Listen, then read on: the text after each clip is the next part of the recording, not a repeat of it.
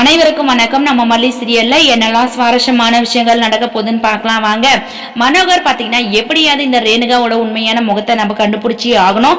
அவ பைத்தியம் இல்ல, உண்மையாவே நடிக்கிறான் அப்படின்றத ஆதாரத்தோட நம்ம விஜய் மல்லி ரெண்டு பேருக்கும் எடுத்து புரிய வைக்கணும் அப்படின்னு சொல்லிட்டு நிறைய விஷயங்களை செஞ்சு ட்ரை பண்றாரு. அந்த மாதிரி தாங்க ஃபிட்ஸ் வர மாதிரி நடிச்சிட்டு இருக்காங்க. ரேணுகாவை அதை விட புத்திசாலி மாதிரி இருக்கிறாங்க.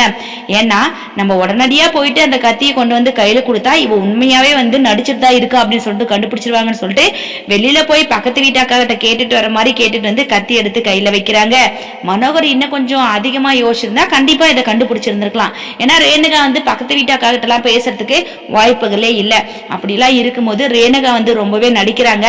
சோ மத்தவங்க முன்னாடி நடிச்சுட்டு மனோகர் முன்னாடி வெகுலியா நடந்துக்கிறாங்க. இதெல்லாம் பார்க்கும்போது மனோகருக்கு ஒவ்வொரு டைமும் சந்தேகம் அதிகமா தான் வருது. எந்த சமயம் கிடைக்கும், என்ன காரணம் கிடைக்கும் அப்படின்னு சொல்லிட்டு தான் மனோகர் எதிர்பார்த்துட்டு இருக்காங்க.